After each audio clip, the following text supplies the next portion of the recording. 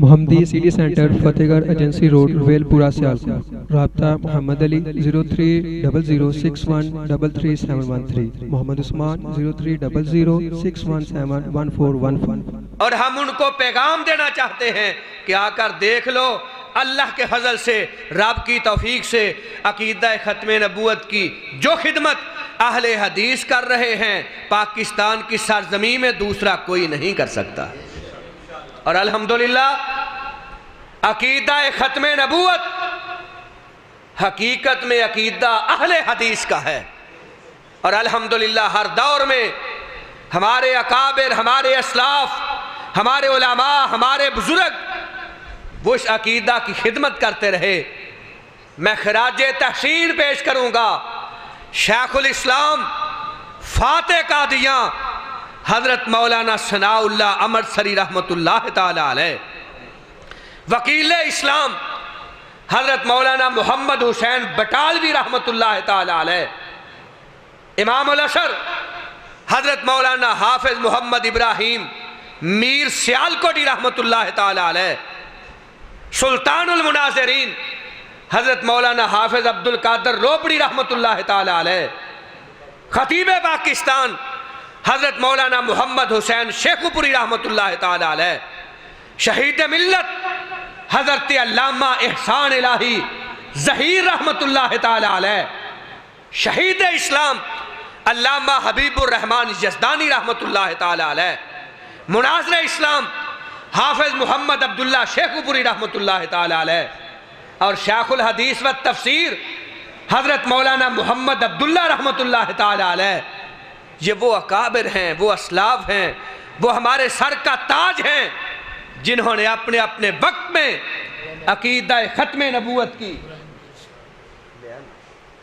وہ خدمت کی ہے کہ آج ان کا ذکر کرتے ہوئے ہماری نگاہیں نیچی ہو جاتی ہیں اور آنکھیں بھیگ جاتی ہیں۔ پروردگار ان کے درجات بلند فرمائے، اللہ رب العزت ان کی قبروں کو جنت کا باغ بنا دے، اللہ رب العزت ہمیں ان کے نقش قدم پہ چلنے کی توفیق عطا فرما دے۔ صرف دو باتیں عرض کروں گا اور حضرت شیر پنجاب آپ سے ہم کلام ہوں گے۔ ایک ہے بات فاتح قادیاں حضرت مولانا ثناء اللہ امرتسری رحمۃ اللہ تعالی علیہ کی، اور دوسری بات ہے شہید ملت مدفون جنت البقیع حضرت علامہ احسان الہی ظہیر رحمۃ اللہ تعالی علیہ کی۔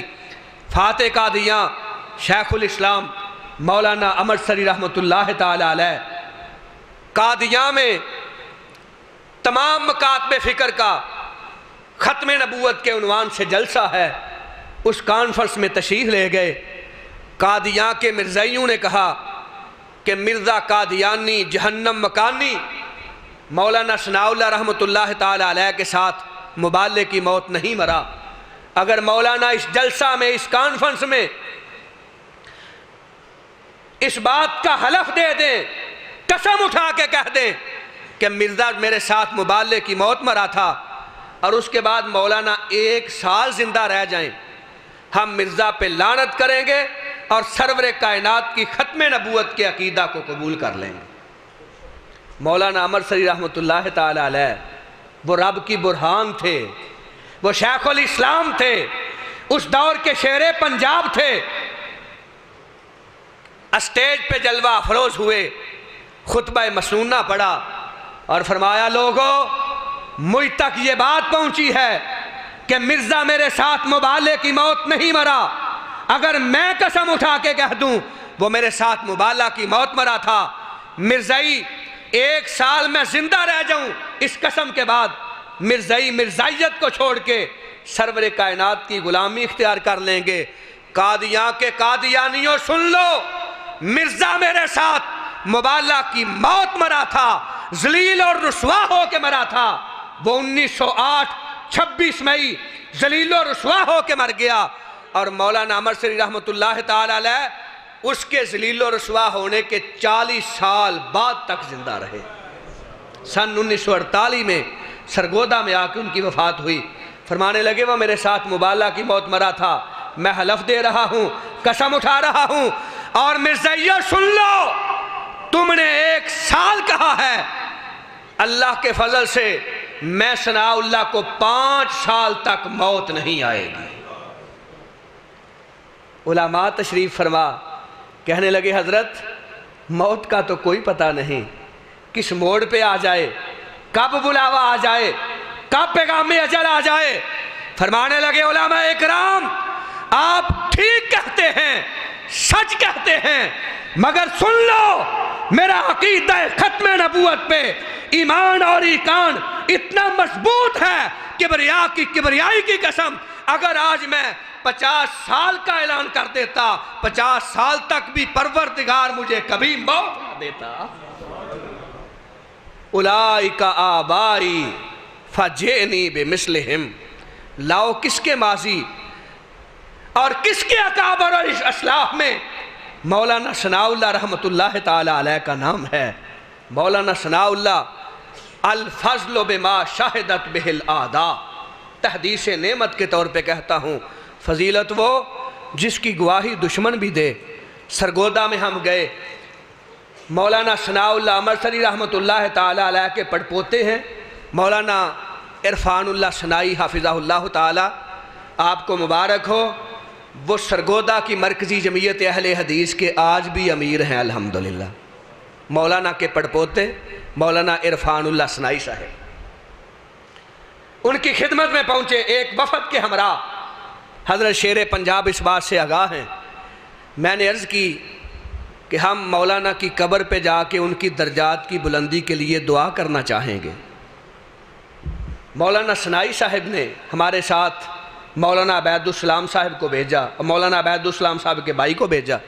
قبرستان میں گئے، ایک پگ ڈنڈی کے قریب مولانا ثناء اللہ رحمۃ اللہ تعالی علیہ کی وہ کچی قبر، سرور کائنات کی سنت کے مطابق دستے دعا دراز کیا، اللہ ان کے درجات بلند فرما دے، اللہ ان کی قبر کو جنت کا باغ بنا دے، اللہ ہمیں ان کے نقش قدم پہ چلنے کی توفیق عطا فرما دے۔